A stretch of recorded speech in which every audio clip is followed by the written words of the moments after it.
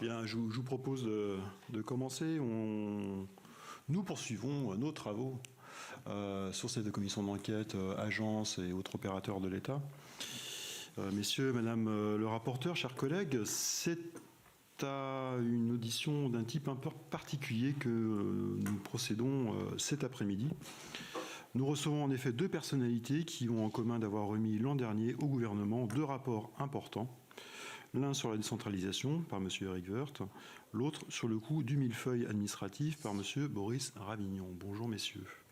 Ces deux rapports ne portent pas directement sur les agences et les opérateurs, c'est pourquoi nous ne vous avions pas invité dès le début de nos auditions, mais on se rattrape. Plus nos travaux ont progressé, plus nous avons perçu des points de rencontre avec les travaux que vous avez pu remettre respectivement.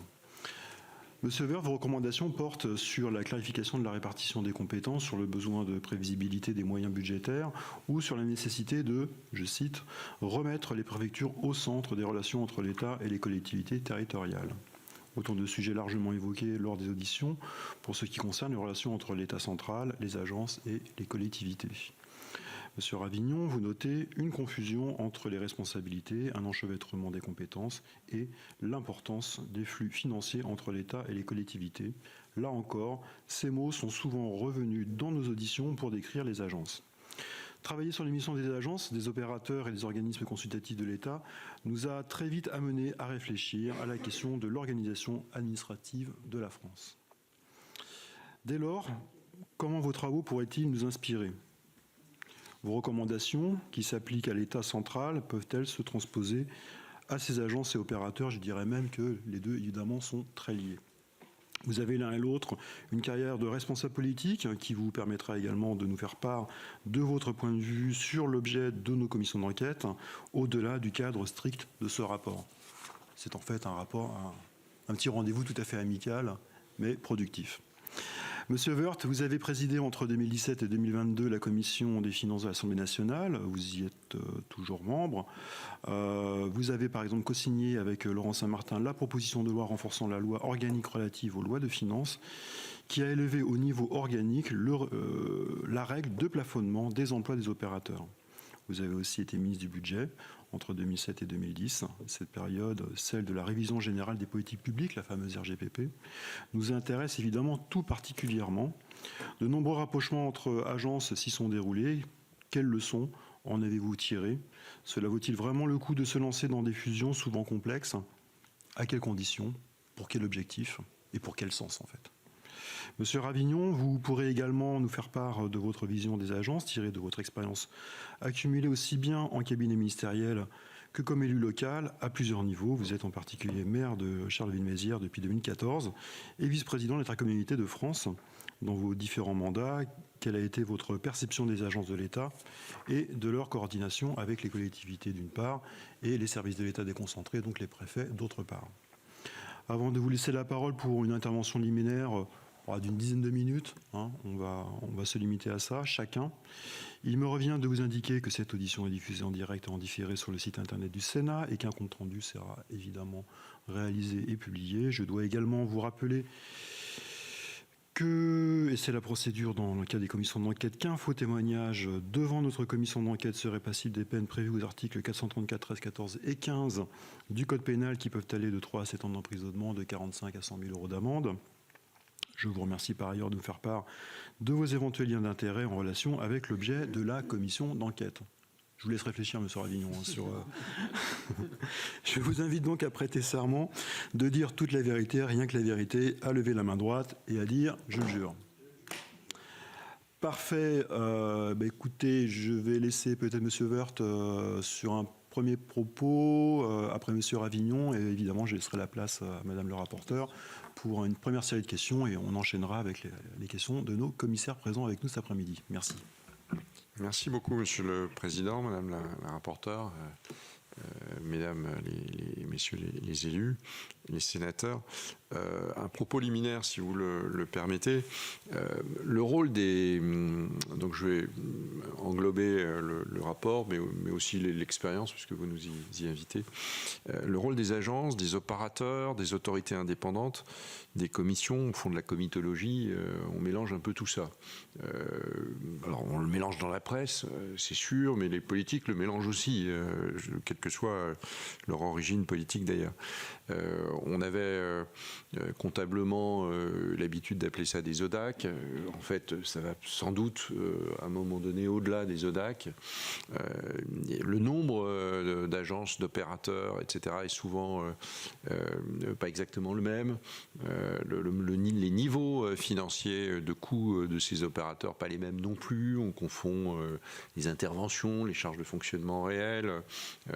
On confond beaucoup de choses. Puis il y a beaucoup d'opérateurs ou de comités que certains considèrent comme étant des opérateurs dans leurs propos, qui coûtent rien du tout, comme ça peut coûter des milliards. Donc on est sur des sujets qui sont de nature souvent extrêmement différents, et je pense que c'est très important que votre rapport aussi puisse peut-être indiquer un peu quelle pourrait être une bonne répartition des choses. Pourquoi on a multiplié, d'une certaine façon sans doute, même s'il y a eu des fusions, pourquoi on a multiplié le nombre d'ODAC, d'opérateurs? Je pense que il y avait une bonne raison, une vraie raison, c'est-à-dire qu'on voulait lutter contre la centralisation. Trop de centralisation, d'administration centrale, de fonctionnaires avec des statuts, avec des budgets arrêtés très précisément, avec des plafonds d'emploi, avec tout cela. Dans un certain nombre de cas, on avait envie de prendre un peu d'oxygène. Et le politique, puisqu'elles ne sont pas créées comme ça, le politique, les gouvernements qui se sont succédés ont été amenés à créer finalement des administrations de mission. Faire en sorte de confier une mission, et derrière cette mission, on structure l'organisation de cette mission par un responsable de la mission, et lorsque la mission a pris fin, on met fin à l'opérateur. C'est ça la logique. Et on s'est inspiré. À l'époque, à ces époques d'augmentation du nombre d'opérateurs, on s'est inspiré d'exemples étrangers. Beaucoup de politiques sont allés voir dans des pays du Nord, en Suède, en Finlande, un peu comment ça marchait. Ça marchait, au fond, pas si mal au Canada aussi. Mais au fond, la chose a un peu échappé à ses créateurs. Le personnel est devenu un peu opaque, l'immobilier, je ne vous en parle pas, et les budgets, on n'a plus trop bien su exactement savoir de quoi il s'agissait. On a multiplié les champs, l'environnement, l'école, l'enseignement supérieur. Rendre les universités autonomes, c'était les transformer d'une certaine manière en opérateur d'État. La santé avec les ARS, mais au fond l'ARS c'est plutôt une préfecture de santé qu'une agence ou qu'un opérateur, etc., etc. Sans parler évidemment de l'agriculture ou du social, et je pense particulièrement à tout ce qui concerne la recherche d'emploi. On cherchait la flexibilité.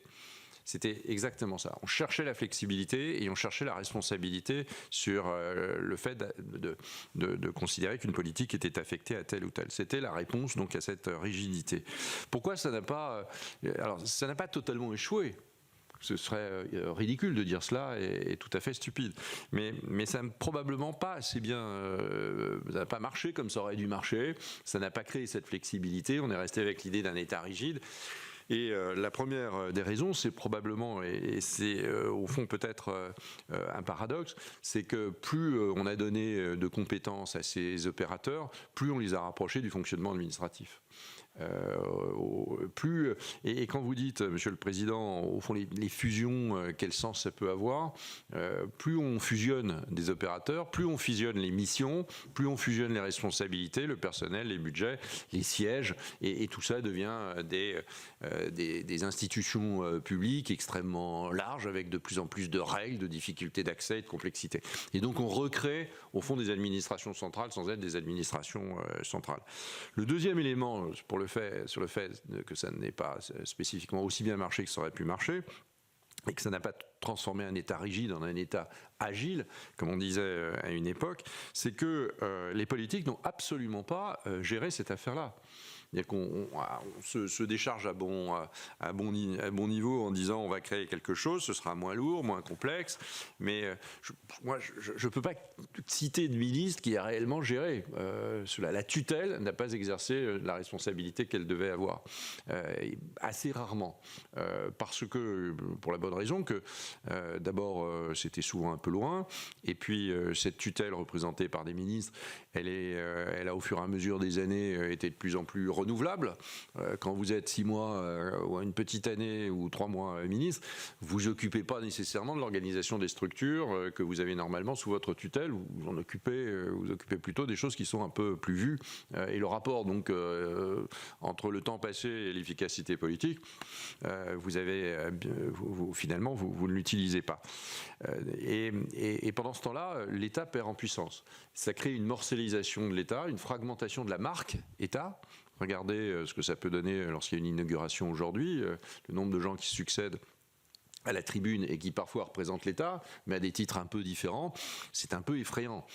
Quand on dit à un moment donné, je ne mets aucun propos politique là-dedans, mais quand on dit l'État ne fait rien dans le domaine de la sécurité, c'est impossible, il n'est plus jamais, il n'est pas là, il est absent quand il est là, mais je voudrais rendre hommage aux gendarmes, je voudrais rendre hommage à la police pour l'extraordinaire travail qu'elle fait. J'ai envie de dire, ouais, je suis d'accord, c'est quand même une présence de l'État. Donc on a une sorte de fragmentation de la présence de l'État, ce qui n'est pas le cas d'ailleurs des collectivités aujourd'hui, même si elles sont nombreuses. Et l'idée que sur le plan territorial, les agences interviennent par principe, puisqu'elles sont responsables de beaucoup de politiques. Le manque de coordination du travail de ces agences sur parfois des sujets très connexes à ce qui sont traités déjà par les collectivités ou par la préfecture elle-même, par d'autres types de crédits, et donne un sentiment de désordre et surtout d'inefficacité. Donc l'agenciarisation, comme on dit, elle a été dénoncée, souvent dénoncée par les élus locaux, et à juste titre.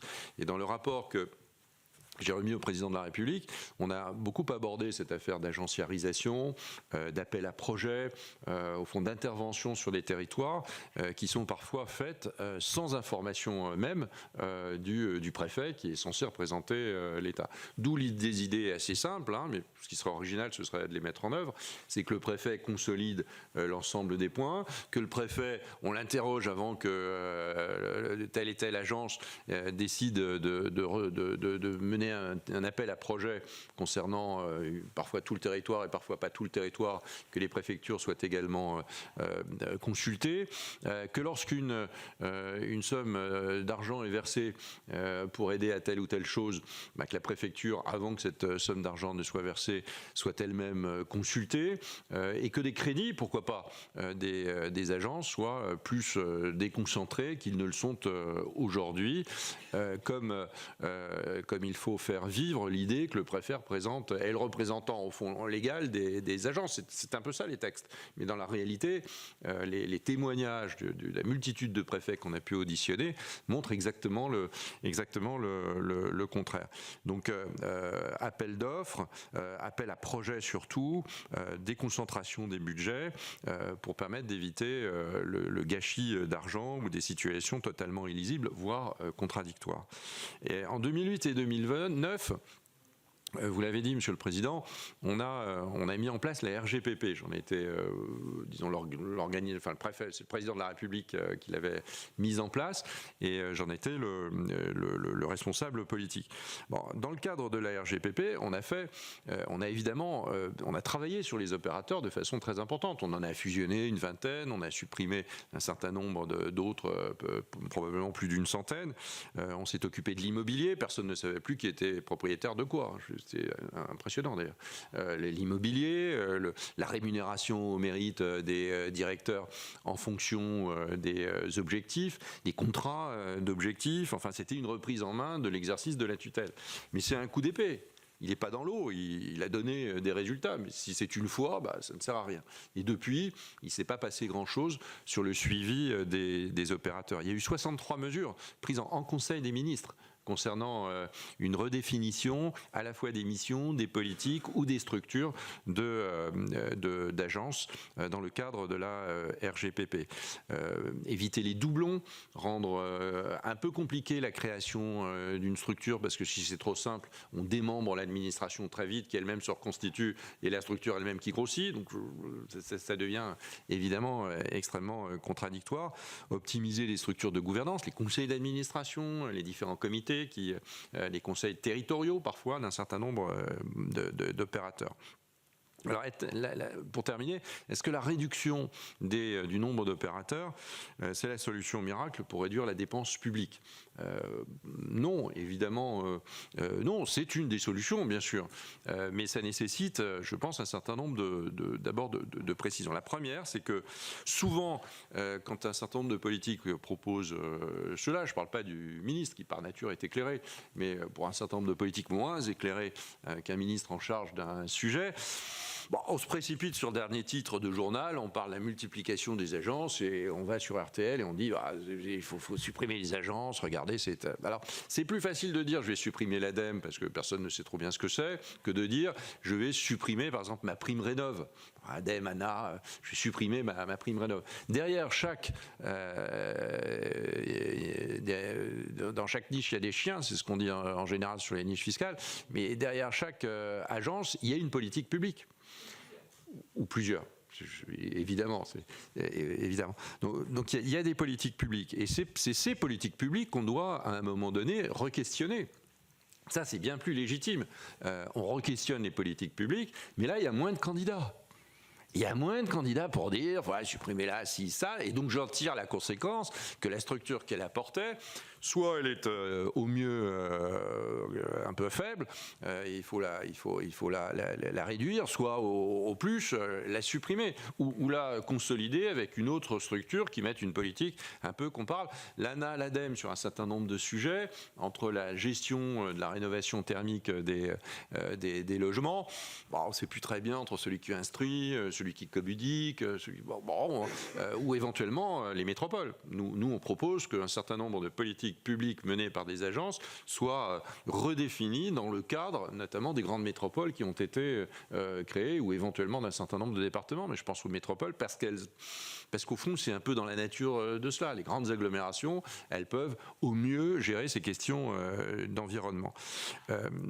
Par ailleurs, si donc on veut supprimer des agences, il faut assumer politiquement la suppression des politiques qu'elles portent. C'est là où sont les économies. C'est là où sont les économies. C'est pas tellement alors il y a un peu d'économie d'emploi, sinon on peut toujours supprimer, mais au fond c'est là où sont les économies. Et je pense qu'il faut aussi essayer d'expliquer que ce que je disais au début, c'est qu'il y a à la fois des structures très molles. Dans les centaines, il y en a d'autres qui sont vraiment des comités. Où ça ne coûte rien, c'est très informel, ça a parfois un nom, mais voilà, on n'a pas besoin de la loi ou d'une commission d'enquête pour supprimer ou créer des groupes de travail. Voilà, c'est grosso modo à peu près ça. Par contre, il y a des autorités de régulation. En général, on les mélange avec les autres. Autorité de régulation. Moi, je veux bien qu'on supprime l'agence de régulation des jeux en ligne, qu'on supprime la CNIL, l'autorité des marchés financiers. Enfin, peut-être qu'il y a un peu de ménage à faire, mais je pense que dans un monde qui a besoin d'un peu moins de sauvagerie, on a besoin aussi de régulation. Et tout particulièrement tout ce qui touche au numérique.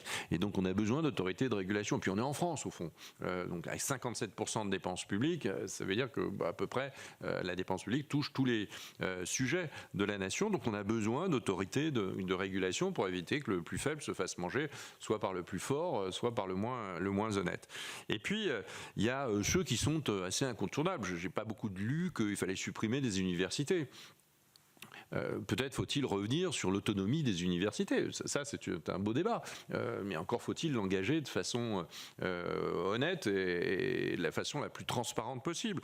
Que penser du CEA? Que penser du CNRS? Certes, c'est très grand. On peut se dire c'est trop grand. Il faut organiser différemment les actions de recherche. Mais enfin, ça marche quand même. La France n'est pas au dernier rang de la recherche. Donc derrière tout ça, il y a un peu d'efficacité. Est-ce qu'on peut la rendre plus efficace autrement? Sans doute. Mais c'est plus compliqué que de dire dire on va supprimer telle ou telle grande structure comme je le disais. Et puis il y en a qui ressemblent furieusement à des administrations. Je pense à l'ARS, je l'ai dit. On parle aussi de la Banque des Territoires, mais la Banque des Territoires, c'est une forme de service de la Caisse des dépôts. Donc c'est pas un opérateur en tant que tel. C'est la Caisse des dépôts qui mène un certain nombre d'actions, plusieurs dizaines de milliards d'euros de prêts aux collectivités locales pour des projets. Donc on en revient à des questions rationnelles. Les objectifs fixés à ces opérateurs sont-ils suffisamment précis? Ont-ils été suffisamment précisément définis par la tutelle? Entre nous, il y a du boulot. Hein. Deux, la politique est-elle menée de façon efficace? Donc la politique qui était précisément définie, elle est évaluée. Est-elle évaluée efficacement? La rationalité de l'organisation. Il y a eu plusieurs fusions encore relativement récentes. Le CEREMA est issu d'un certain nombre de fusions. L'ANCT, qui est souvent critiqué, est issu d'un certain nombre de fusions. La question est de savoir si on a besoin d'ingénierie, si on a besoin au fond d'ANCT. Ça, c'est une question qu'on peut se poser, mais pas uniquement de dire je supprime cela. Donc la rationalité de l'organisation, elle doit être interrogée en fonction des objectifs. L'exercice de la tutelle politique. Il faut renvoyer quand même aussi à la tutelle politique toute sa majesté. C'est-à-dire de dire vous êtes aussi responsable peut-être de vos administrations centrales, mais également de l'ensemble des administrations démembrées qui en dépendent. La simplification d'accès. Est-ce que les opérateurs ne recréent pas la complexité que les administrations centrales ont créée? Est-ce qu'il y a une simplification ou pas d'accès? Donc plutôt que d'ouvrir une chasse de temps à autre aux opérateurs, là, il faut se poser la question de a-t-on besoin d'opérateurs ou pas pour mener un certain nombre de politiques publiques? Est-il plus efficace de les mener à l'intérieur d'une administration centrale et d'une administration déconcentrée mieux organisée, ou garde-t-on des opérateurs dont avec une tutelle qui s'exerce sur des objectifs très, très précis? Et je pense que le rôle du Parlement, je sais que le Sénat évalue beaucoup les politiques publiques et depuis longtemps. L'Assemblée nationale, très peu. On a beaucoup essayé, notamment au travers de la LOLF, mais au travers d'autres initiatives. On a beaucoup essayé de rendre l'évaluation des politiques publiques comme quelque chose d'important pour l'Assemblée nationale. Bon, on a bien du mal à y parvenir, malheureusement, et je le regrette beaucoup. L'idée de faire, si on veut gagner de l'argent sur les opérateurs, faire un coup de rabot un peu aveugle n'a aucun sens, compte tenu de la diversité des organismes et compte tenu de la diversité des politiques engagées. Je pense que la lisibilité, elle passe, en tout cas en ce qui concerne une multitude d'opérateurs, par une clarté ou une reclarification de l'action publique par la territorialisation. Et je pense que la territorialisation est une bonne solution pour essayer d'apporter un peu plus de rationalité à tout ça, sous l'autorité du préfet pour un certain nombre d'opérateurs. Je vais m'arrêter là. Bien, c'est très différent de ce qu'on a vécu ce matin, et c'est peut-être pas plus mal en fait. On va continuer dans cette démarche d'honnêteté et de transparence avec M. Ravignon. Merci Monsieur le Président, Madame la rapporteure, Mesdames et Messieurs. Cher Eric, simplement pour redire qu'effectivement le sujet des opérateurs ou des agences n'était pas directement traité dans le rapport que j'ai eu l'occasion de remettre. Il en est pour autant pas absent, et je vais revenir sur les quelques points de touche qu'on avait identifiés avec ce sujet, parce que je crois qu'ils éclairent effectivement vos questionnements et vos préoccupations. D'abord, pour indiquer qu'on aurait, si on avait eu un peu plus de temps, pu et dû certainement regarder aussi les coûts de coordination qui existent entre les collectivités et ces fameux opérateurs de l'État. C'est là clairement par manque de temps qu'on n'a pas pu le réaliser, qu'on s'est concentré sur finalement cette évaluation, puisque ce travail c'est beaucoup ramené à ça, à essayer d'évaluer le coût de la coordination politique publique par politique publique qui nous est imposée justement par la complexité de la répartition des compétences. Et il va de soi que dans toutes les politiques, si on avait dû comptabiliser le temps que nos collectivités, quel que soit leur niveau, passent le temps à discuter avec la NCT, avec l'ADEME, avec l'ANA, avec l'ANRU, on aurait effectivement majoré encore de manière très significative le coût de coordination qu'on a affiché de 6 milliards pour les collectivités, et on l'aurait aussi majoré pour la partie État, puisqu'il s'agit d'opérateurs de l'État qui eux aussi consacrent un temps assez important à travailler avec les collectivités. On l'a repéré aussi, ce rôle finalement de complexification des opérateurs de l'État dans le sujet des financements croisés, vous le rappeliez tout à l'heure. Là encore, effectivement, dans le volume à la fois, alors surtout des aides à l'investissement, mais aussi dans les aides au fonctionnement. L'ADEME, par exemple, est un très grand dispensateur de moyens de fonctionnement pour l'échelon intercommunal, qui est celle qui souvent sur les déchets, sur les mobilités est mobilisée et passe à des contractualisations avec cette agence. Donc on a là effectivement une présence des agences qui augmente, je crois, le volume, et là encore aussi, puisque sur ce sujet des financements croisés, on est allé regarder ce que cela coûtait aux collectivités de les solliciter, de les obtenir, et de l'autre côté, pour l'État et ces opérateurs de les instruire, eh bien, le nombre a tendance effectivement à conduire à augmenter ces coûts de coordination et d'instruction.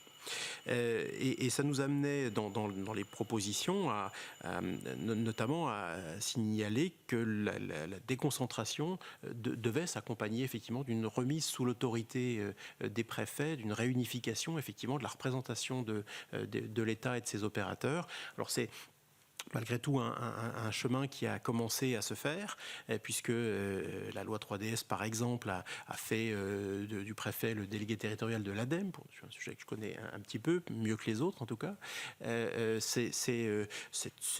Ça a toujours été le cas, je crois, pour l'ANRU, et c'est également le cas d'emblée dès la création pour la NCT. Donc on a parfois cette modalité qui fait du préfet le délégué de l'opérateur, et spécialement du préfet de département, parce que par exemple, un sujet là quand même qu'il faut pointer, qui est celui des agences qui sont structurées et qui ont à un niveau régional.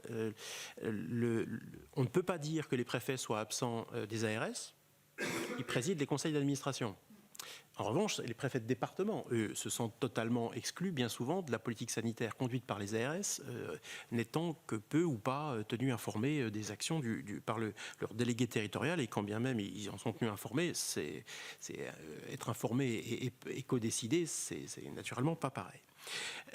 Alors, on avait, voilà, c'était un peu les propositions qu'on avait imaginées, mais à la fois l'expérience que j'ai pu avoir comme élu local et puis ou comme fonctionnaire m'amène à constater et à faire un certain nombre de constats que je partageais avec Éric Woerth qu'on vient d'entendre.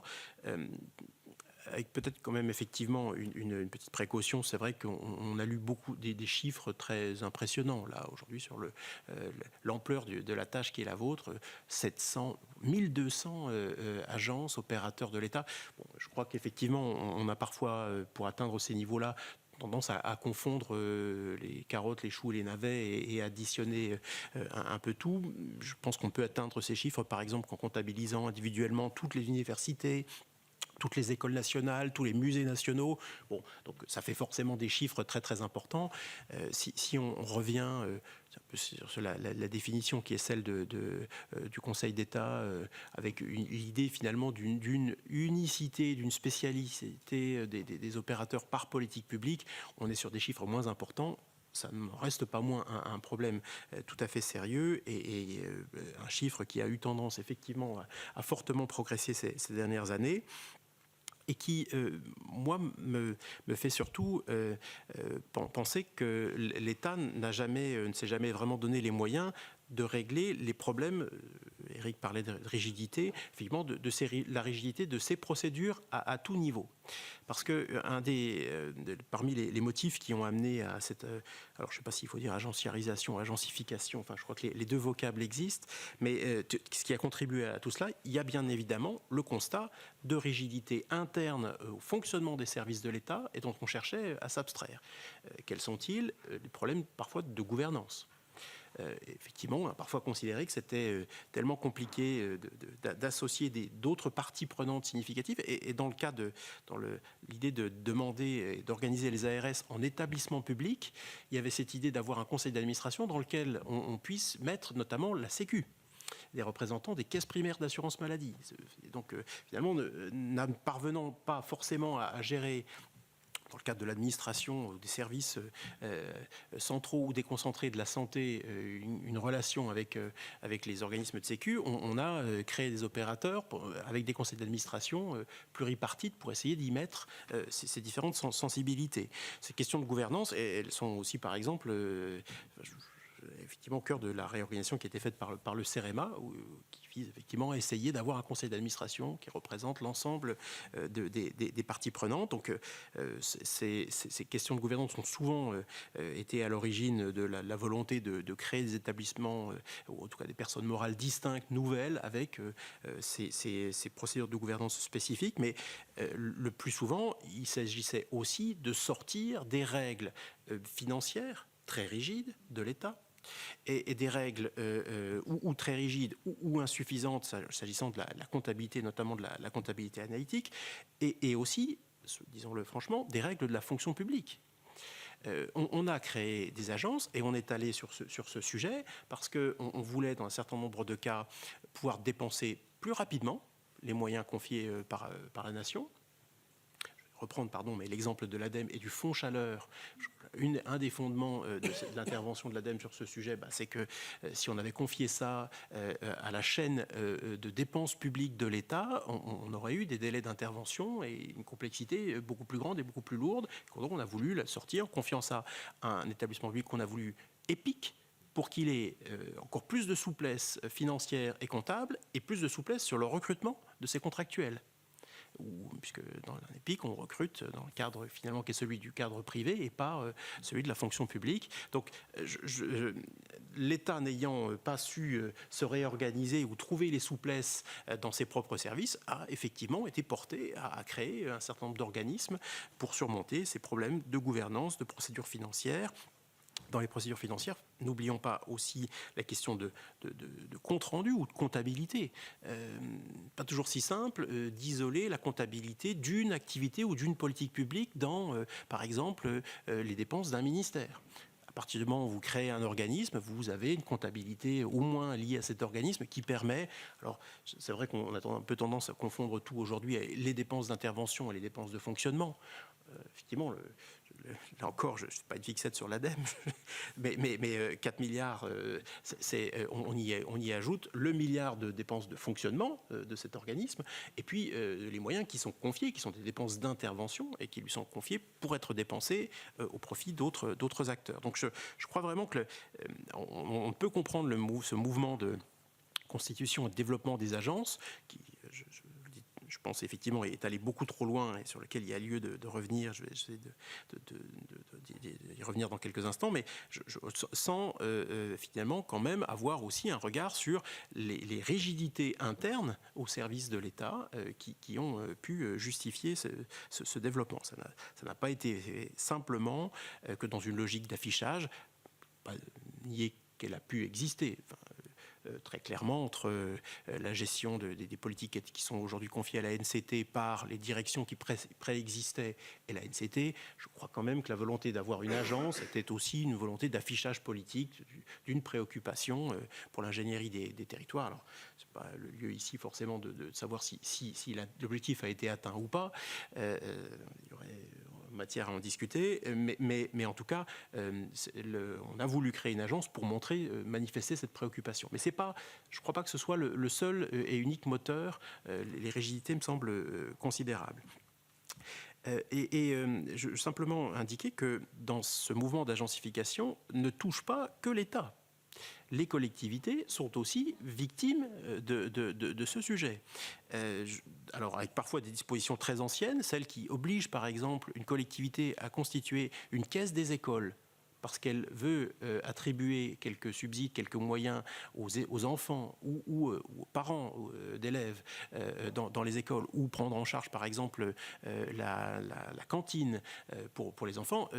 Ça remonte aux lois de la fin du 19e, constitution des écoles dans chaque commune et à la responsabilité des communes. Cette caisse des écoles, aujourd'hui, vous avez encore un article du Code de l'éducation qui impose normalement de gérer ces politiques-là dans ce cadre d'un établissement public rattaché à une commune. Bon, je pense que beaucoup d'ailleurs de communes en sont finalement sorties et l'État, heureusement, n'est pas allé imposer ou réimposer à chaque fois de reconstituer cet établissement public qui crée quand même une rigidité supplémentaire. C'est la même chose, je voudrais le souligner, avec les CCAS. Là encore, on a normalement l'obligation de gérer l'aide sociale facultative dans le cadre d'un CCAS. Pourquoi est-ce qu'on demande aux collectivités de créer un établissement public dans lequel on affecte du personnel, avec ensuite toutes les rigidités que ça implique? C'est assez compliqué d'avoir deux employeurs alors qu'il y a en pratique un seul financeur.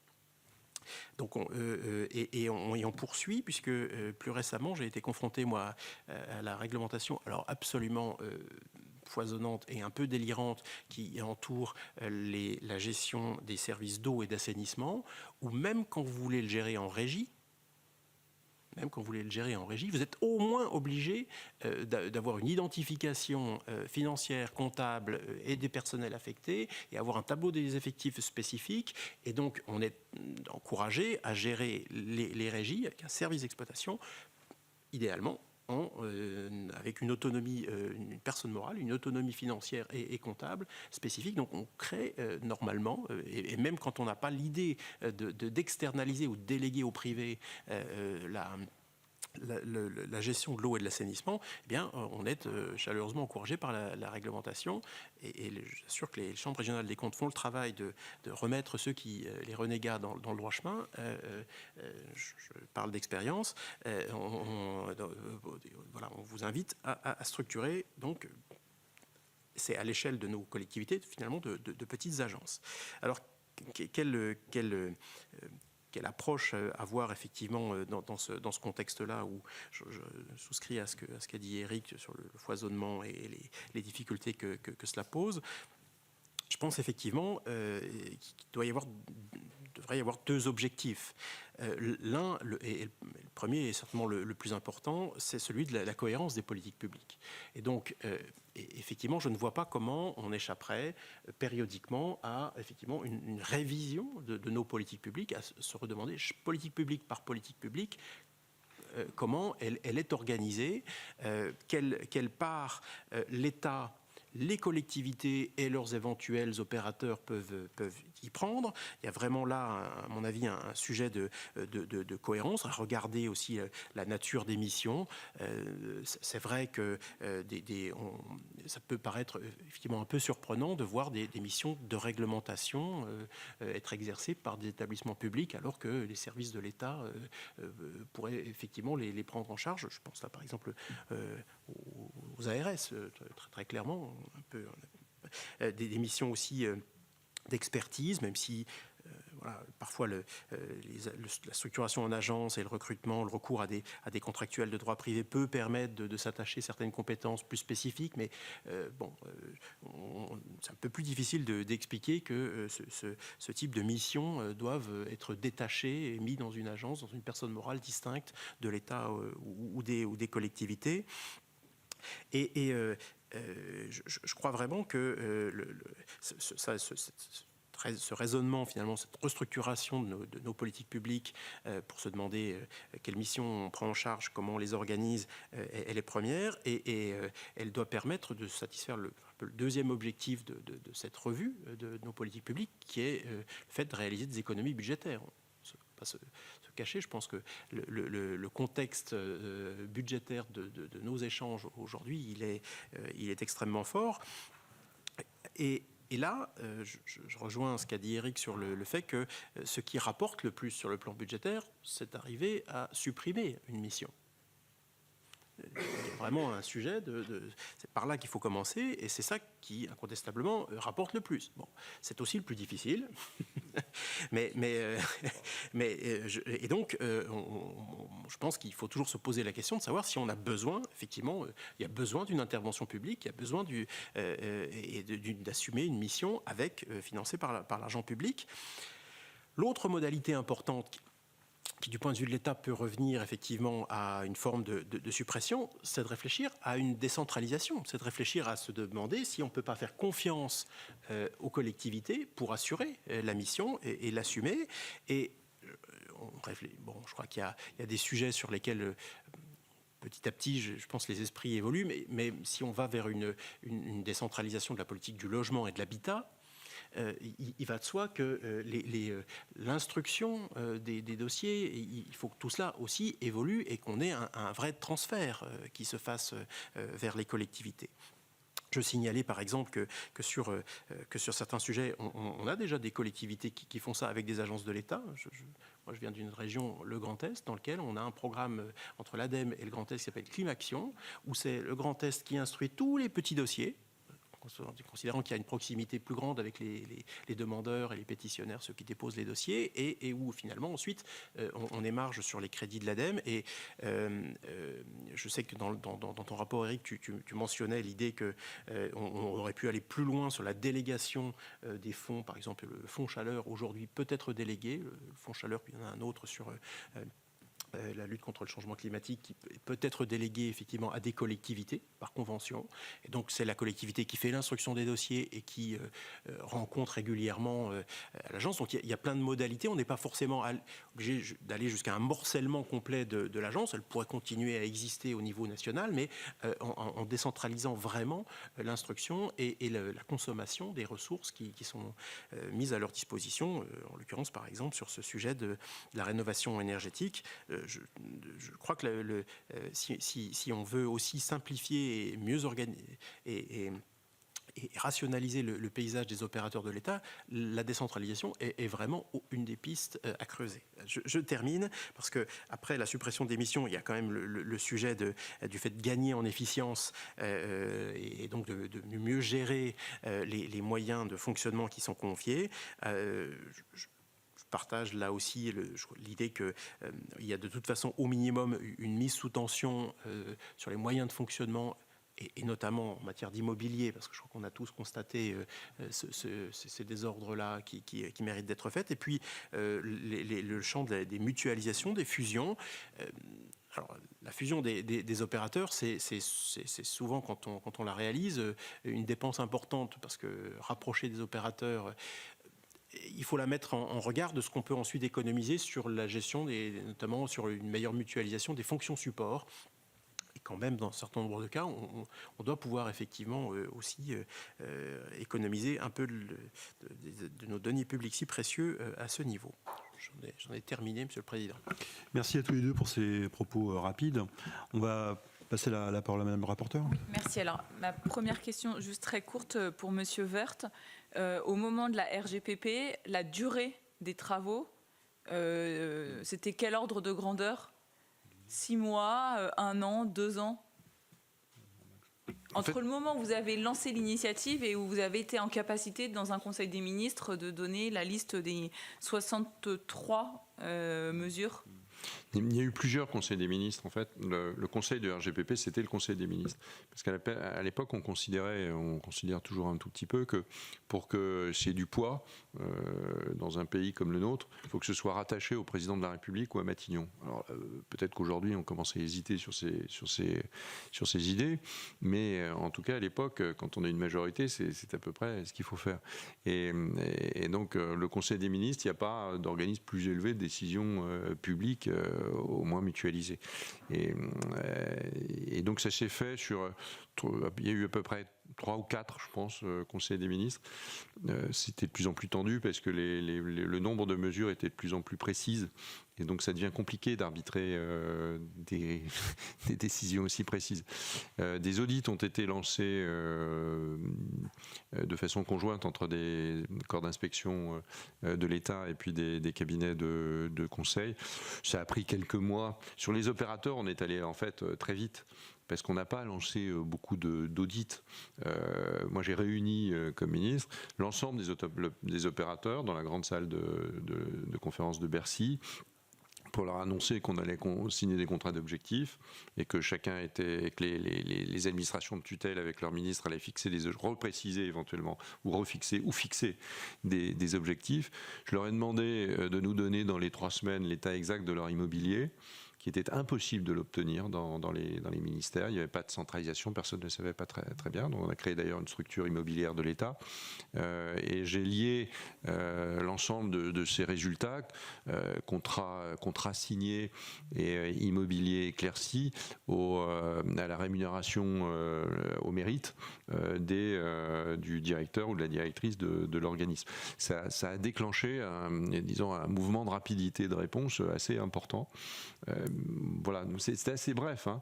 La RGPP, ça a duré 2 ans en fait, parce qu'après la crise financière a fait que l'État a trouvé que tout ça était quand même un peu difficile, de plus en plus rude, de plus en plus compliqué, puisqu'il y avait également l'idée que les opérateurs doivent participer, on est en plein cœur du truc, doivent participer à l'effort de productivité de l'État.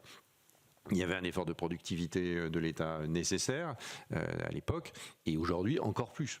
Donc il ne peut pas y avoir un îlot où il ne se passe pas grand-chose, où au fond on fait les crédits comme avant et on dépense comme avant et on gère comme avant, et puis de l'autre côté un État qui s'époumonerait à essayer de trouver des économies. Donc c'est très important. Très important.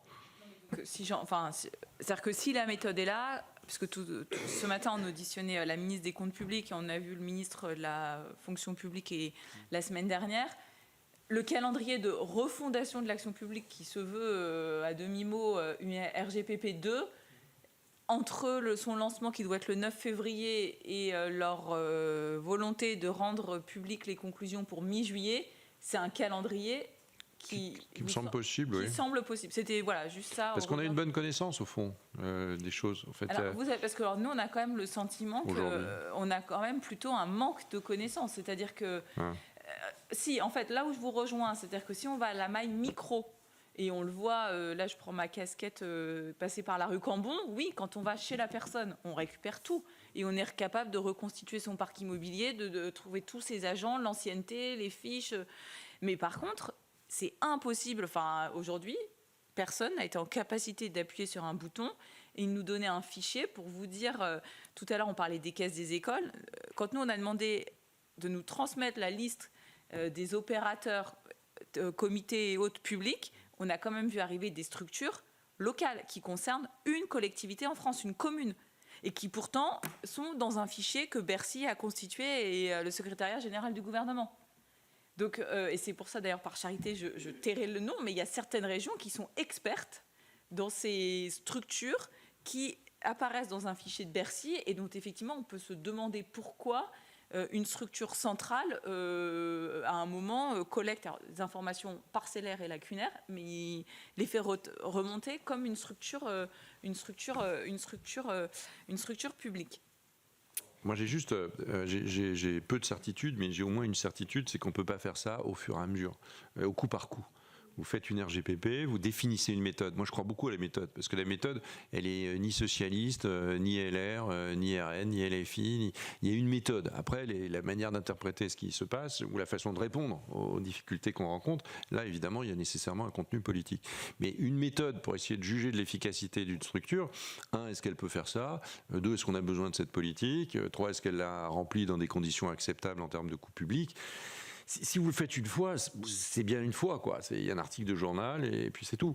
Et peut-être quelques décisions, mais on a besoin d'une méthode dans la durée. Et aujourd'hui, encore plus qu'avant. Alors évidemment, si on recommence, parce que chaque fois on réinvente la roue, c'est terrible. C'est d'ailleurs assez épuisant et ça coûte très cher. Évidemment qu'il faut s'occuper des opérateurs, évidemment, mais il faut qu'ils retrouvent leur vocation d'être plus rapides, plus agiles, plus et moins coûteux au fond qu'une intervention d'État. Et ça ne veut pas dire que l'État perde son importance. L'État, il doit structurer les réponses, il doit être stratège, comme on disait à une époque, mais pas nécessairement s'occuper du détail. Et il faut consolider. Chaque ministère, chaque ministre doit avoir toutes les informations qu'il doit avoir pour exercer sa tutelle dans de bonnes conditions. C'est des trucs qui ont l'air d'être du bon sens, mais malheureusement, ce n'est pas le cas. Alors, je voudrais revenir sur la question de la délégation de certains fonds, par exemple, à des régions. Donc, je vais prendre l'exemple du fonds chaleur, parce que c'est un sujet qui revient de manière assez récurrente. Est-ce que vous êtes convaincu qu'on gagnerait en efficacité de la distribution de ce fonds en le décentralisant? Et est-ce que l'efficacité, c'est de confier aux régions ou de le confier ou de transformer l'ADEME et qu'en fait ce soit géré par des DREAL? Et si je vous pose la question, c'est-à-dire que si on le délègue aux régions, on va avoir besoin d'avoir 13 ou 17 structures d'expertise, une dans chaque région, pour pouvoir être en capacité d'instruire les dossiers.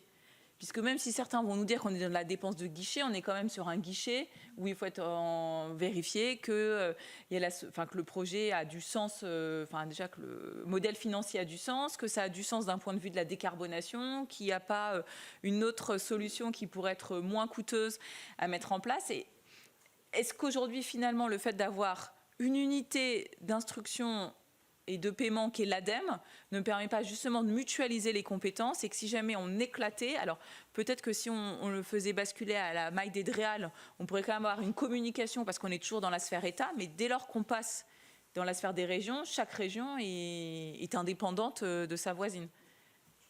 Et c'est le fonds chaleur, mais la réflexion peut se poser sur d'autres, notamment, ou des fonds européens ou autres. On nous dit, s'il y a un bout c'est l'État, un bout c'est les régions, pourquoi est-ce qu'on ne donne pas tout aux régions? Mais voilà, je me pose toujours la question de l'expertise derrière pour l'analyse.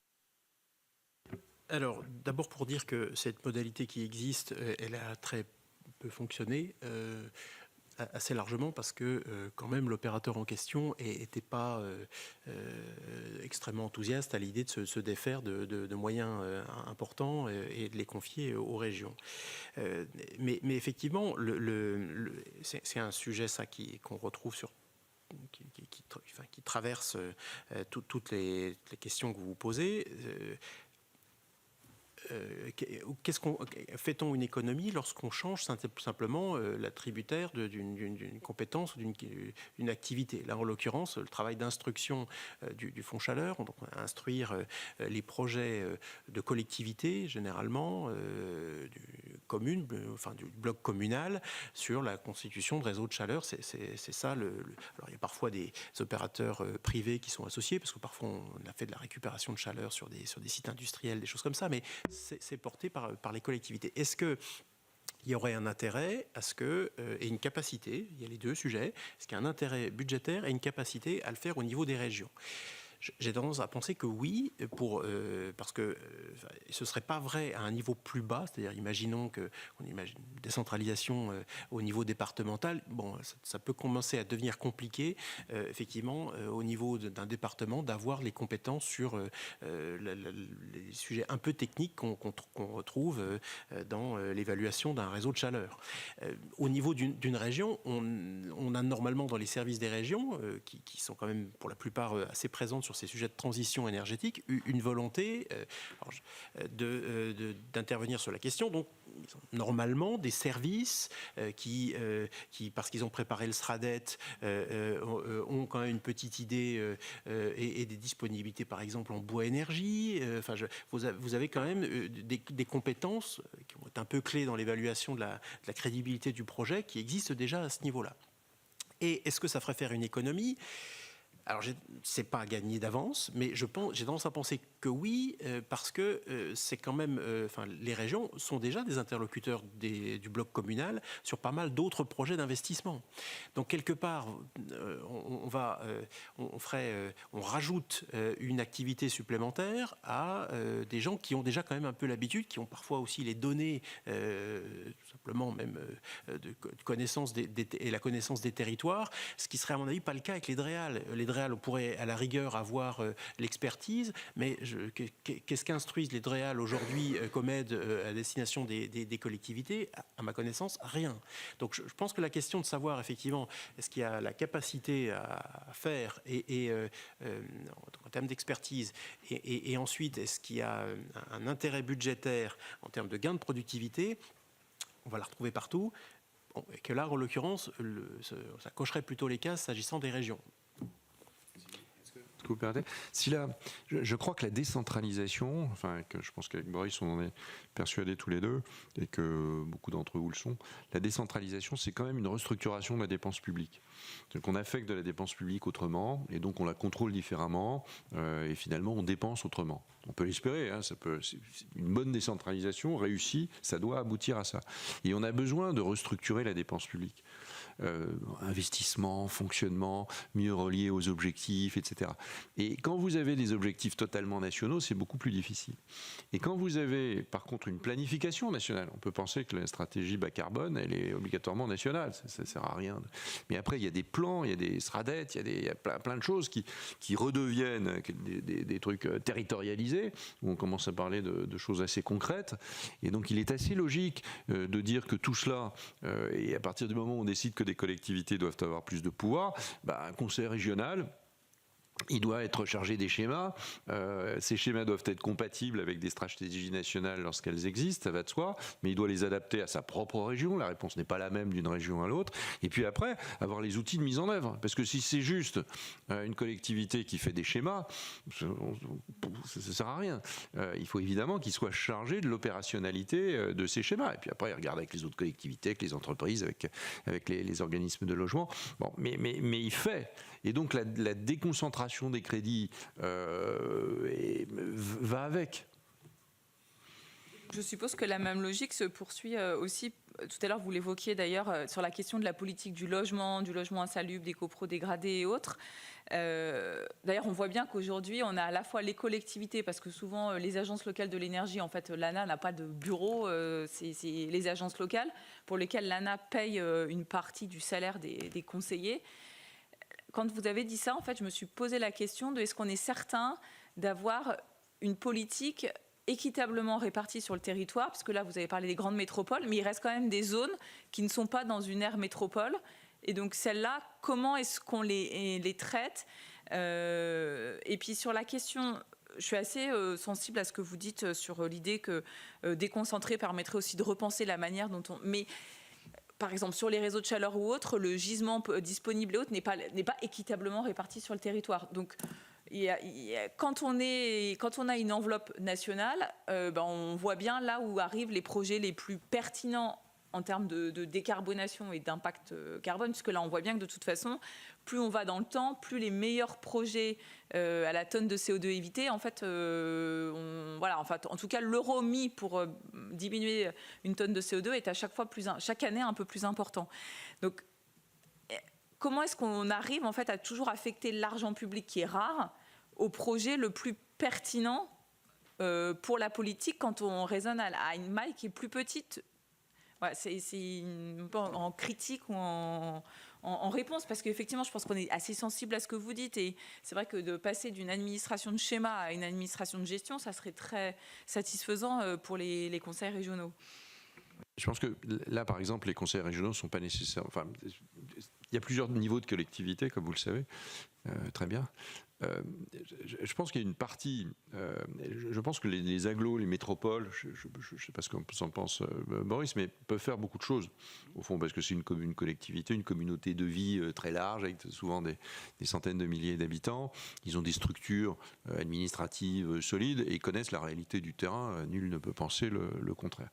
Bon, donc, qu'il y ait à un moment donné des choix très, très opérationnels de telle copropriété qui doit passer avant celle-ci, que sais-je, fonctionner par quartier, par rue, par immeuble, que sais-je. À eux d'en décider, au fond, à partir du moment où ça aboutit sur le carbone à tel type de rejet. Par contre, tout ce qui est milieu rural, c'est là où dans le rapport, on dit que le département a son rôle, la région étant plus sur le plan de l'économie. Le département, il est garant de l'unité de la ruralité. C'est-à-dire du fait que la ruralité reste en équilibre en termes de services publics, en termes de vis-à-vis de métropole. Et donc au département de prendre le relais. C'est au fond la métropole de la ruralité. Et rien n'empêche d'avoir à côté un travail départemental sur l'ensemble des petites communes. Vous pouvez aussi vous dire que les agglos, quand il y en a une, peut se partager, enfin, que sais-je. Mais il y a bien l'agglo, me semble-t-il, est extrêmement opérationnel. Soit le département, soit la région, selon la compétence logement ou selon la compétence économique, peuvent être garants de l'égalité devant le service public dans le domaine rural. D'abord, je pense que sur le logement, on doit, si on imagine, et je pense que c'est important de penser la décentralisation du logement avec ses différentes accessoires, entre guillemets, ou annexes. Je pense que c'est assez compliqué, même si ça suscite naturellement pas l'enthousiasme des collectivités de sortir l'hébergement, par exemple, du logement, parce que, sauf à considérer que l'hébergement, c'est une voie sans issue dans laquelle les gens y sont, et normalement, ils doivent faire des ponts vers du logement plus durable. Donc, si on décentralise le logement, il faut aussi décentraliser l'hébergement. Pas toujours facile à entendre, mais je crois que c'est plus cohérent ainsi. Et je crois que la politique de rénovation de l'habitat, c'est aussi une des dimensions du logement. Donc c'est important, je pense, si on réfléchit à cela, de bien avoir une vraie responsabilité habitat qui va de l'hébergement jusqu'à le logement et l'accompagnement à la mutation du parc. Clairement, je partage ce que disait Eric je pense que les agglomérations et les métropoles, d'ailleurs dans un certain nombre de cas, elles ont déjà fait la démarche de se qualifier d'autorité organisatrice de l'habitat, et donc on n'est pas très loin pouvoir s'appuyer là-dessus. Effectivement, la question se pose des autres territoires. Il y a, semble-t-il, en tout cas dans la mission qu'on avait faite, on avait rencontré des communautés de communes très motivées par le sujet, qui donc sur base volontaire auraient pu vouloir être destinataires de ce sujet. Mais sinon, effectivement, il y a vraiment des territoires dans lesquels il n'y a pas d'agglomération et pas de Comcom à la taille ou ayant l'envie de se saisir du sujet. Et là, paraissait effectivement assez évident que le département pouvait être, comme c'est d'ailleurs un peu le cas aujourd'hui, il y a déjà des départements qui sont délégataires des aides à la pierre. Dans certaines configurations, c'est comme ça que ça s'est fait. Donc ça, c'est pour je crois, l'organisation. L'autre question que vous posiez finalement sur les critères de répartition, je veux dire, sur les aides, on a aujourd'hui un encadrement européen extrêmement poussé, c'est pas toujours, mais sur l'attribution de ces aides à la décarbonation. Et le fait d'attribuer justement les aides à la tonne de carbone évitée la moins coûteuse, c'est une obligation européenne. Donc de toute façon, c'est une obligation qui est transitive.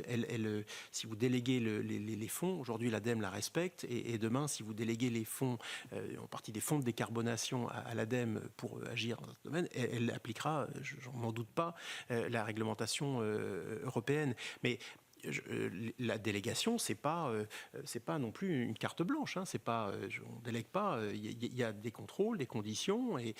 Mais je crois vraiment que sur ce sujet, des aides à la transition énergétique, sur le sujet des aides économiques, où là, je pense que pourrait y avoir des gains de productivité encore un peu plus importants. Quand même le souvenir, ayant été vice-président d'Eveco, d'une région plus grande que la Belgique, qu'on passait quand même beaucoup de temps à co-instruire avec l'État au titre de ses moyens des plans type France 2030 et avec BPI France autour de la table. Donc l'État, ses opérateurs et la région, les mêmes entreprises. Et on faisait presque 3 fois l'instruction de l'opportunité, de l'intérêt.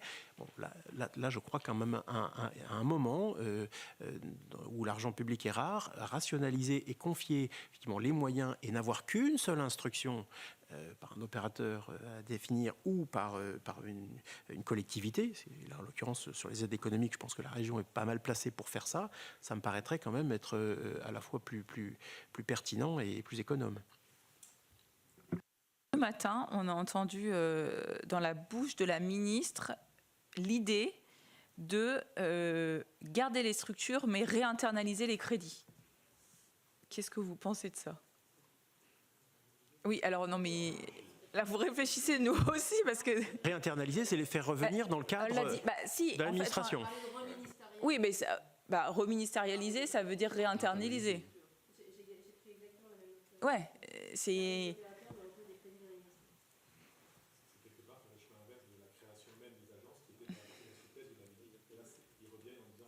Mets ton micro, Ludovic, parce que sinon on ne va pas t'entendre. C'était juste une remarque, mais oui, je l'ai compris comme un peu un retour arrière où, par rapport à la définition que vous donniez tout à l'heure du contexte de création des agences qui étaient là pour apporter ce que les ministères ne pouvaient pas apporter dû à une certaine rigidité, c'était aujourd'hui de dire on le reprend, mais ça n'a pas de sens d'économie. Non mais... Soit, mais voilà, elle... Peut-être... semblait dire que peut-être pour que l'acceptabilité du corps social, enfin voilà, parce qu'on est aussi d'accord que les agents qui sont, enfin la structure qui a son siège, par exemple à Charleville-Mézières, si demain ça redevient des crédits du ministère qui a la défense, les gens ne vont pas vouloir du jour au lendemain. Alors on est d'accord qu'aujourd'hui on peut avoir des structures multiples, mais c'est vrai que, et ça revient un peu sur une autre question que je voulais vous poser, c'est sur la question de la pluriannualité, puisque finalement, et vous le disiez justement tous les deux, on a en France créé les agences que pour répondre ou contourner des problèmes, mais on ne les a pas créées dans une manière positive de faire différemment ou faire autrement que ce qu'on faisait dans les ministères. Et nous, on sent bien que quand on discute avec les dirigeants de ces opérateurs, de ces agences, ce qu'ils aimeraient, c'est avoir de la pluriannualité, enfin de la visibilité sur leurs moyens, qu'ils soient à la hausse ou à la baisse, mais au moins savoir ce qui va advenir d'eux dans 1 an, 3 ans, 5 ans, pour pouvoir construire une trajectoire. Et qu'aujourd'hui, ça, ils n'en disposent pas. Et donc, on en écoute d'autres. Et hier, on avait la FIT qui nous dit, mais heureusement qu'on n'est pas dans un ministère, parce que le fait de ne pas être en ministère nous permet de pouvoir s'engager sur des projets d'infrastructure de long terme. Mais si demain, on garde la FIT d'un côté, mais qu'on internalise, on réinternalise les crédits dans le ministère, on n'a plus au moins cette souplesse plus ou moins budgétaire qui existe. À la réserve près, quand même, que l'annualité des crédits, puisqu'il y a quand même des crédits, soit il y a des ressources propres, et là c'était différent, mais enfin c'est souvent, ou des taxes affectées, ça reste une taxe, hein, donc tout ça peut être revu quand même d'une année sur l'autre, hein, et puis si c'est des crédits budgétaires, ça va de soi. Donc il y a des engagements, mais c'est des engagements dont ils ne sont pas du tout sûrs de tenir. Moi j'avais plutôt dans l'idée que les crédits d'un certain nombre d'agences, à partir du moment où on pouvait organiser, qu'on pouvait reprendre dans le cadre de collectivités, de politiques de collectivités locales, une partie des fonds, on pense à l'habitat, etc. Ces crédits étaient au fond décentralisés. Ils n'étaient pas déconcentrés, ils étaient décentralisés. Mais il y a bien un opérateur qui quand même pense à cette politique, l'organise, fixe un certain nombre critères, et puis après il y a une collectivité qui assume la chose et puis le fait, parce qu'il y a besoin d'argent évidemment d'État, mais aussi une vision un peu globale, et puis adapte surtout, il faut un grand pouvoir d'adaptation sur le plan local. Reministérialiser des crédits, ça veut dire juste avoir la main dessus, mais au fond ils l'ont aussi. Parce que si les crédits sont actuellement, ces crédits, tout ça c'est de l'argent public, donc ils sont bien versés, il y a un jaune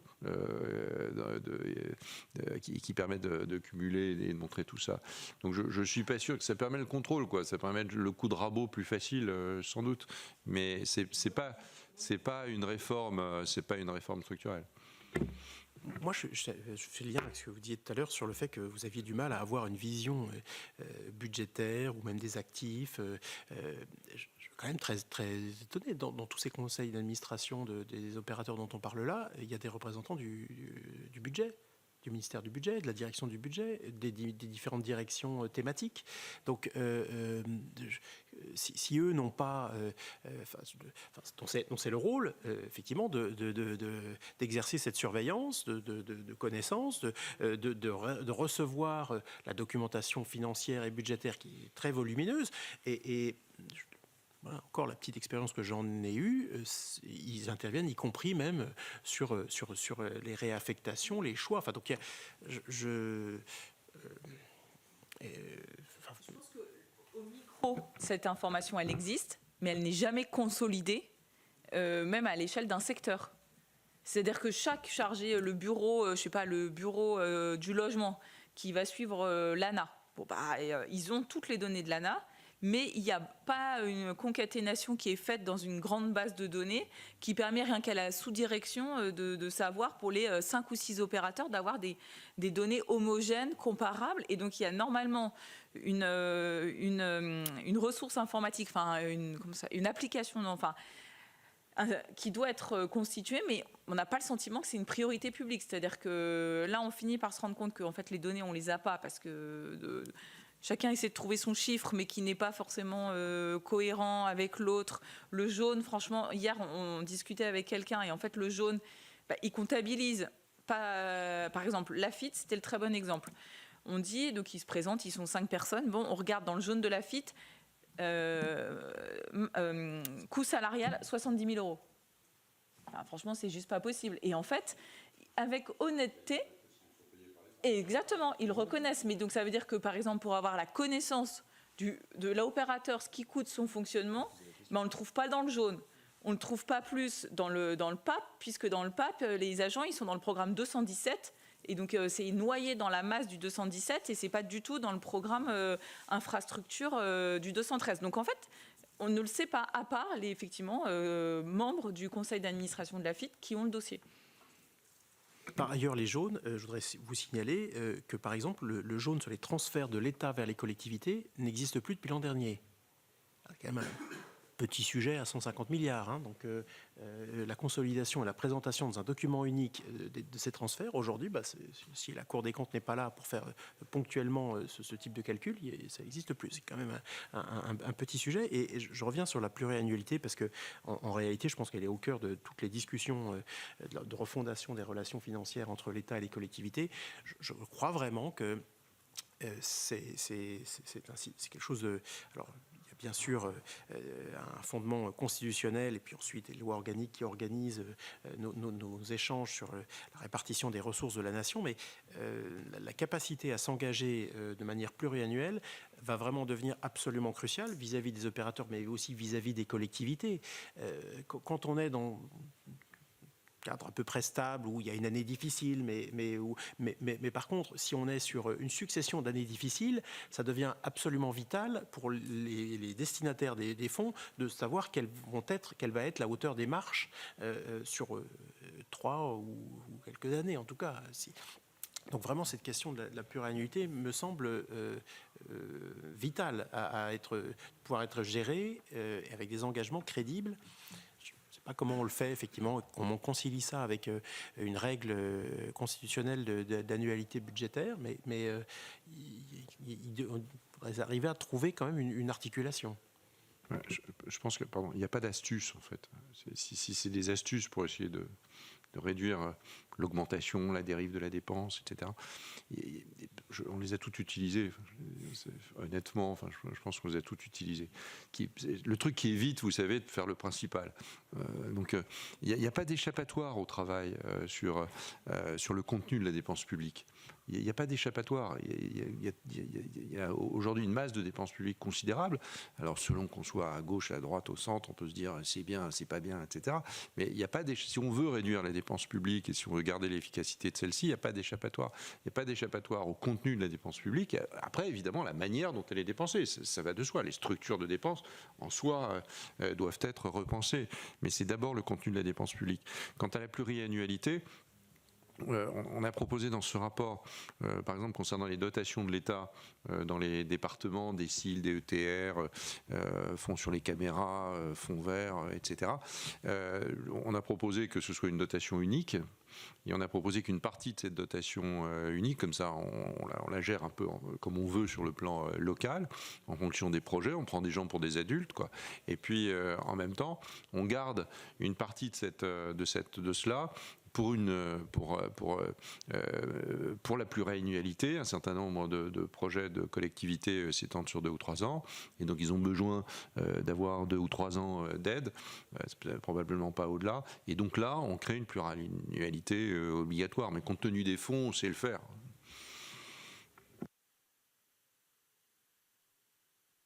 Est-ce qu'il y a des interventions? Ludovic, évidemment. Je serai très court, Monsieur le Président. Merci. Merci pour vos explications extrêmement claires. Je revenais juste sur un sujet, parce que, comme vous, j'ai été élu local. Lorsque Monsieur Ravignon, cher Boris, vous parliez de la décentralisation, de la territorialisation. Le sujet, effectivement, vous le savez comme moi, c'est que lorsqu'on reçoit une compétence, aujourd'hui, tous les élus demandent le budget qui va avec. Et c'est là où j'ai simplement ma question, le simple doute, c'est de se dire, hormis le cas où, lorsque la collectivité qui donne la compétence la donne à une collectivité ou à un organisme qui la faisait déjà, bon ben là on est bon.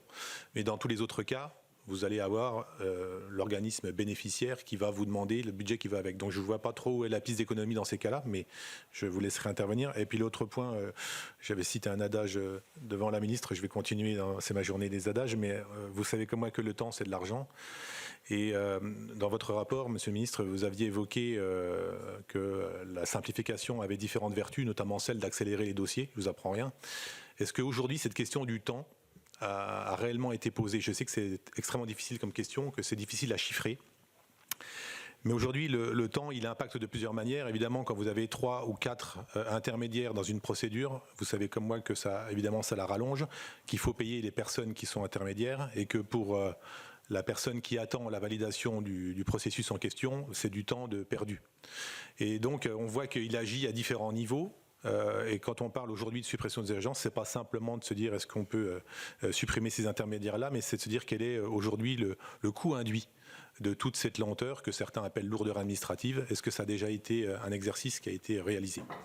Je propose peut-être à Ghislaine de poursuivre, comme ça on fera une réponse groupée. C'est difficile parce que finalement ça donne plein de réflexions, on a envie de traiter de plein de sujets, mais je vais essayer de me concentrer. Ce matin, la ministre Amélie de Montchalin nous justifiait en fait les 2 à 3 milliards d'économies qu'elle avait en tout cas annoncées simplement basées sur la statistique gain de productivité de 2%. Sur les 63 milliards des coûts total des agences, et que donc elle disait voilà, au bout de 3 ans, on arrivera à peu près à 2-3 milliards. Moi, ce qui commence à m'interpeller au fur et à mesure des auditions, c'est que on le voit et on le revoit encore aujourd'hui, il y a manifestement, en fait, chaque opérateur, chaque collectivité a son système de gestion de fonds, de subventions, etc., etc. Et que quand même, aujourd'hui, à l'heure de l'intelligence artificielle, et tout le monde y travaille aujourd'hui, on voit que la data, même dans les informations qui nous transmettent, la compétence et le management de la donnée n'est pas encore totalement maîtrisé au sein des ministères, mais que s'il y avait des gains de productivité, il y a peut-être là vraiment un axe global, et ça devrait être au cœur d'une de nos réflexions. C'est plutôt que se dire il faut supprimer des fonctionnaires et faire en sorte que les gains de productivité aillent directement au privé. Excusez-moi, je ne peux pas m'en empêcher. On pourrait se dire que du coup, on pourrait réellement, au sein des services de l'État, gagner sur cette productivité et réaffecter des fonctionnaires à du service public réel, enfin, répondant aux besoins des Françaises et des Français. Donc il y a vraiment quelque chose en fait, sur lequel on pourrait travailler, et c'est vraiment, me semble-t-il, une piste qui me semble importante. Alors est-ce que c'est finalement envisageable de pouvoir considérer qu'il pourrait y avoir finalement, puisque il y a énormément d'outils qui ont été développés par chacun des opérateurs, est-ce qu'il y aurait possibilité d'optimiser en fait ces systèmes pour avoir très rapidement un gain de productivité sans éviter les guéguerres en disant mon logiciel était mieux, oui mais le mien il faisait ci, etc. etc. Comment aborder cette question-là?